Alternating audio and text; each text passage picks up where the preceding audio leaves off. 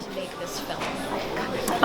This is a film that I always wanted to make. It was always something that was inside of me. When Netflix offered me the opportunity to make a documentary about whatever I wanted, I knew what I wanted it to be. I grew up in Compton, around a steady police presence, very, very deep police presence, a lot of interactions with the criminal justice system through neighbors and friends in my community, and so I had been formulating and thinking about these things for a long time. So I'd say this is a story that's been with me for many, many years.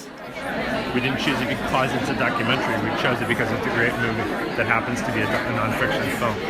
It's also a nonfiction film that's just about something that's like so present and yet not talked about on a mass level. It's something that people know about, but people who aren't really specialists in it, it's not something that's going to be hovering in the background of their daily lives the way that immigration is as a subject. So, and yet, it's a tragedy that's afflicted the country for, one can't even know wouldn't even know where to begin. So what Ava does is she creates this amazing synthesis and puts it all together into something that I find an overwhelming experience, emotionally, cinematically, in every way. The force of it is incredible. We interrogate and examine how we got here. A lot of people ask the question, how did we get here? I think that the roots of what we see today are laid very deep in this earlier period, and that's one of the things that I study as a historian, trying to honestly reckon with that past in order to better understand and hopefully change the present. Absolutely. And what do you feel like the events of today as an historian, what do you feel like the commentary might be in like 50 or 100 years? I hope the commentary isn't, here we go again, because it seems that this has been a recurring theme in American history, and the optimist in me would say eventually we break that pattern and are able to do so, to rise above, to untie this knot in our society that we haven't been able to untie yet. So I hope that 50 years from now we're not saying, man, they had a really good conversation going and there was real possibility, but they didn't take it. I hope that isn't what happens. I'm an author of a work that looks at the early onset of racial criminalization, which means that early ideas about turning black people into criminals, assuming that their humanity was diminished by the worst thing they did on any given day, and establishing systems that would be certain to police and prosecute them, ultimately giving us the system we call mass incarceration today. And so tell me a little bit about your research and how you go about doing it. Is it strictly news clippings? How do you go about doing it? Sure. So as a historian, I've been interested in finding those beginning moments. And one I can tell very briefly is that the earliest census to create what we think of as racial disparity knowledge today, oftentimes we say 1 in 3 black boys born today will spend time in prison, for example, or that there are 3 times as many black men in prison as there are in the general population. All that began with the 1890 census, and it was the first moment when this conversation began, and in many ways we're stuck having the same debate. So I guess the question is, looking ahead, what can be done? Well, works of art like this, films, can in our moment communicate to millions more people than anything I can write in a book. And in that way, knowledge is a crucial ingredient to helping people understand how this system came to be. And culture is a powerful force to giving people the courage and the will to do something about it. And in that sense, we celebrate this film precisely because we need a film, a grand telling of the story, so that people can get off their butts, get off the sidelines, because in this way, silence is complicity. Music is a big part of my filmmaking process. It's part of the tools that I use. It's equal to cinematography and production design and performances and research and all those things, whether it's narrative or documentary. And so the music on this is very intentional. It's actually part of the fabric of the unfolding of the plot, so to speak. Every time you hear music in this film, we have artists that have been talking about issues of incarceration and criminal justice throughout the decades, but no one has listened. So you have a Nina Simone, you have Negro spirituals, you have hip hop, you have soul, you have all of these black artists who've been trying to express, our disdain and express dissent and continuing to do so. So that music that's the idea behind it, and it's a fantastic time that we're in. I mean, this is the Black Lives Matter movement is no longer a moment; it's a movement, and as all movements are, it exists on multiple planes, not just politics, not just culture, but not just historical context, but also in the artistic context. You know, you look at Kendrick in music. You know, you look at the great literature, Ta-Nehisi. You look at theater, what Lin-Manuel's doing. You look at film. You know, what Ryan Coogler is doing, and I hope that I could be a part of that. Literature, philosophy. I just came from the new African American Museum of History and Culture in D.C. The architecture, you know, that David Ajay made. It's a black architect and made in the form of an African crown is what that building is structured around, is based on. I mean, these are vibrant artistic endeavors during a vibrant political time, and I think they go hand in hand, and I'm happy to be a part of it. The kind of work that Ava does and the issues that she's tackling in this particular film, I can't imagine being anyplace else. Number one, I love her. She's amazing. And I know that word is used a lot, but I really mean that with her. She moves you. She's going to move the culture with this film, and I am just honored to be here in the beginning to watch the screening before it goes out to the masses. That's why I'm here. And the issues that she's talking about are so important. That's what I discuss every single night on the news. That's just going to help decide this presidential election. What do you think we can do more as members of the media to really create awareness? Talk about these issues more, but also listen.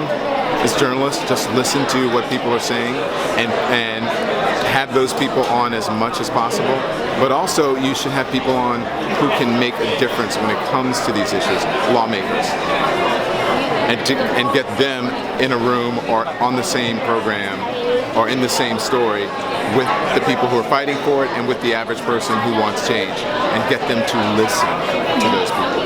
That's what I think. I think that it'll help raise consciousness around this issue. In a classroom, you might talk to 50 students or 60 students at one time, and this will reach triple that number in one screening alone, and millions of people on Netflix. And so I think it's just an important, a vital part of raising consciousness around this issue, and something that really has to change in American society. So, is this a legal issue? Do laws have to change? How do we fix this? It's a legal issue, it's a social issue, it's an economic issue, it's a racial issue. There's a whole complex of things that have to change. Laws certainly have to change. Our social attitudes have to change. The war on drugs has to change. Like, there's a whole array of things that are all interconnected. So they all we have to change on multiple levels before we can be at a point where we don't have this problem anymore. Yeah, I think about protest is the idea of telling the truth in public, and that's what we've done in the streets with our bodies. That's what we've done when we disrupted board meetings and commissions, and that's what Ava's doing tonight by telling a different truth about systemic and racial injustice. And, what I think this film will do for people is help people see that this was intentional, that this is at scale, and that our solutions will have to be intentional and at scale.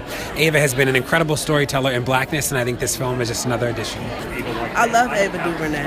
I'm not gonna lie, I'm a fan. Even though I was in the film, I'm also separately a fan because she makes films that are not only informational, they're not only educational, they're beautiful, right? They're incredibly gorgeous. The way she tells stories and uses narrative to touch your soul, while at the same time revealing some information that you need for your life. Because this film is not about, I don't love it because it's beautiful. I don't love it because it's important. I love it because I think it's going to save Black lives. Yeah, I think that the movement has created a critical mass of people who understand that there's a problem. I think the next part is to create a critical mass of people who know what to do about it. And there's so many people that want to do good work. More people want to do good work than know what to do, and more people want to do good work than want to be members. And I think for us as organizers, the question is, how do we make sure that everybody has a role to play in this work? Well, the Black Lives Matter movement at this moment, right now we're touching so many fronts. From continuing to work on defending our communities against police violence, to moving forward a vision for Black lives policy agenda that is more visionary and attempting to make changes moving forward, to engaging our communities in voting and dealing with this question of the elections, which we already know we need to move beyond elections so that we are governing in our own communities. So there's so many fronts that we're touching on, including partnering with our migrant brothers and sisters, working with our Native brothers and sisters on Standing Rock. So we are just touching every single front in order to move justice forward for all of our people. What did you learn making this movie, including about yourself? I learned a lot. I learned a lot of new information. I think the information I learned the most that I knew nothing about was ALEC. Everything else, I was aware of, both through experience and through study, and being a student of this space. Mass incarceration, the prison industrial complex, everyone has a passion, and that's one that I'm very passionate about. I've made films about it prior. There's a storyline in my TV series that deals with it in an elongated way. My second narrative film, Middle of Nowhere, was all about this issue and its relation to families. About myself, I learned that can take a lot of I can take a lot, but I don't know how much more I want to take. Creating the Bloody Sunday sequence in Selma and having to call action and direct people to beat each other up and be hurt was not an easy thing. And to look through hundreds of hours of footage of violence and prejudice and racism was also a really difficult thing. I don't think it's particularly healthy. I think it was necessary, and I'm glad I did it. I don't know how soon I'll be doing it again. Maria, you inspire me so much. Thank you. Thank you so much. Especially as a woman filmmaker. So much of this movie, of course, is the evolution of racism and how, after making this movie, where do you see our next chapter going? It's going to be up to us, as a country to decide.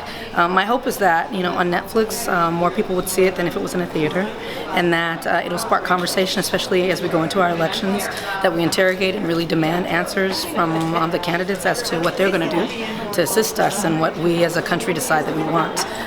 But in order to do all of that, people need to know what the problem is. I don't think enough people are aware of the issues, and so that's why we try to do a deep dive into it, so that you can't walk out of here saying you don't know about it anymore. You know, and now that you know, you are no longer innocent. Silence is consent, and so the hope is that folks speak, folks act, and that we can make a change together.